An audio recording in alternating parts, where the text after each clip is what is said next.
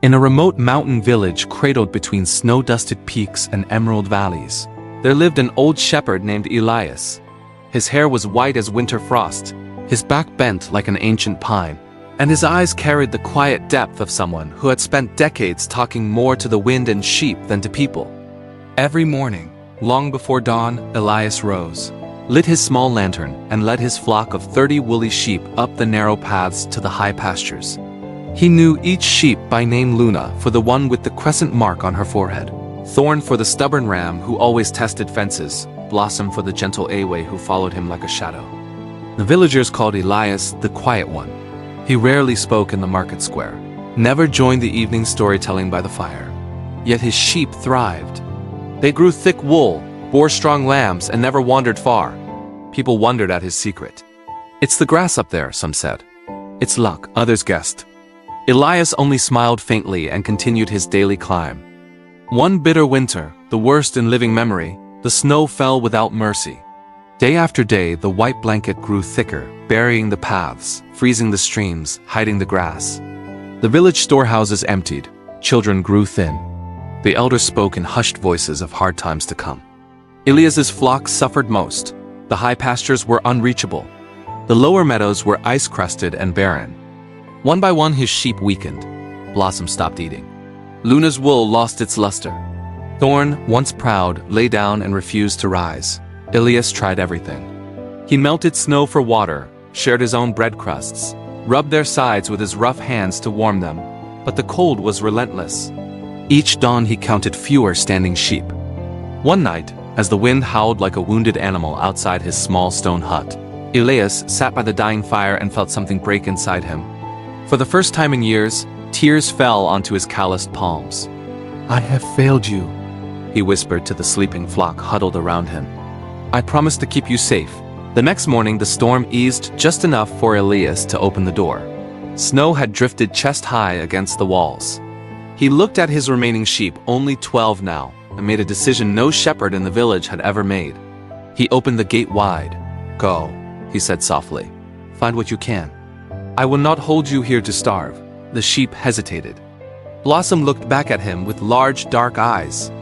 Luna bleated once, uncertain. Elias knelt, pressed his forehead to Thorn's woolly one, and said, "You know the mountain better than I do in some ways. Trust yourselves." One by one they stepped into the snow. Elias watched until the last tail disappeared around the bend. Then he closed the gate, sat on the frozen ground, and waited for what? He did not know. Hours passed. The cold seeped into his bones. He thought of every lamb he had carried in his arms, every Awe he had pulled from a ditch, every night he had sung low lullabies when storms raged. He thought perhaps this was the end of his life's work. Near sunset, when the sky turned the color of bruised plums, Elias heard a faint sound: bells. Not the village bells, but the small copper ones tied around his sheep's necks. He stood, heart pounding. From the misted path came his flock. Not 12, but 28. 6 new faces, stray sheep from neighboring valleys, thin and wild-eyed, but alive. They had found a sheltered ravine Elias had never known, a place where the wind had swept the snow aside just enough to reveal frozen grass beneath. The sheep had remembered old scents, followed faint trails, nudged one another forward. They had survived because they were together and because Elias had trusted them to try. The flock poured into the pen, pressing close to him, warm wool against his trembling legs. Blossom licked his hand. Luna pushed her head under his arm. Thorn stood tall again, as if proud.